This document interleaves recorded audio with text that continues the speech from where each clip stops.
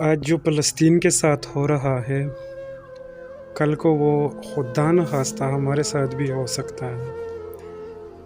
ہم سب مسلمانوں کو چاہیے کہ ان کے لیے اللہ سے خصوصی دعا کریں۔ اور ایران ایک اسلامی ممالک ہے، جس طرح ہمارا ملک پاکستان ہے۔ ایران فلسطین کے ساتھ کھڑا ہو کے فلسطین کو حوصلہ افزائی دے رہا ہے کہ ہم آپ کے ساتھ کھڑے ہیں، تو اس طرح ہمیں بھی چاہیے کہ فلسطین کے لیے آواز اٹھائیں اور ان کے لیے دعا کریں، ان کے غم میں برابر کے شریک ہو جائیں۔ پر نہیں، پہلے ہم ٹیکس ادا کریں گے پاکستان کے لیے، اور ان پیسوں سے پاکستان کے سرکاری جتنے بھی ادارے ہیں، جتنے بھی لوگ ہیں، تو میں سب کو نہیں بتا رہا ہوں کہ نہیں سب کرپٹ ہے، سب ہمارے ٹیکسوں پہ چل رہے ہیں، نہیں، کوئی نہ کوئی مالی سے لے کے مالی کے پودے سے لے کے سارے ہمارے خرچوں پہ چل رہے ہیں، ہمارے ٹیکسوں پہ چل رہے ہیں۔ پہلے فلسطینی بھائیوں بہنوں، ہم اپنے پاکستان کے سرکاری اداروں کو ٹیکس دیں گے، ان کو ٹیکس پورا کریں گے۔ جب ان کے پیٹ بھر جائیں گے، پھر آپ کے ساتھ شاید ہم اپنے آپ میں جان رہی تو آپ کے ساتھ کھڑے ہو جائیں گے، نہیں تو اللہ آپ کی خود حفاظت فرما دے۔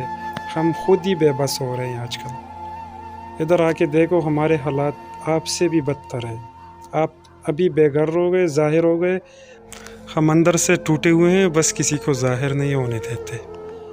ہم ٹیکس دے رہے ہیں، جب بھی ٹیکس ختم ہو جائے گا، ہم آپ کے ساتھ انشاءاللہ کھڑے ہوں گے۔ ہم آپ کے حق کے لیے آواز کریں گے، آپ کے ساتھ جہاد کریں گے، آپ کے ساتھ جو بھی برا ہوا ان کا پوچھیں گے۔ یہ نہیں ہے کہ نہیں پوچھیں گے، صحیح ہے۔ تمام کائنات کے مالک ان تمام مظلوموں کی خود حفاظت فرما دے، جو بے گھر ہے، جو بیمار ہے، جو مصیبت میں ہے، جو غم میں ہے، جو نڈال ہے، یا اللہ تم ان کی خود حفاظت فرما دیجیے پلیز۔ اے تمام فلسطینیوں، ہم آپ کے لیے دعا ہی کر سکتے ہیں اور ہمارے پاس کچھ بھی نہیں ہے۔ اے تمام کائنات کے مالک، بس آپ تمام مسلمانوں کی خود حفاظت فرما دیں، تمام مسلمانوں کی خود حفاظت فرما دیں۔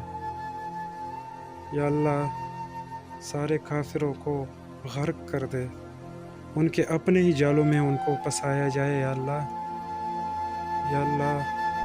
اور یا اللہ، جیسے کہ آپ نے قرآن میں فرمایا ہے کہ فَإِنَّ مَعَ الْعُسْرِ يُسْرًا، فَإِنَّ مَعَ الْعُسْرِ يُسْرًا، فَإِنَّ مَعَ الْعُسْرِ يُسْرًا۔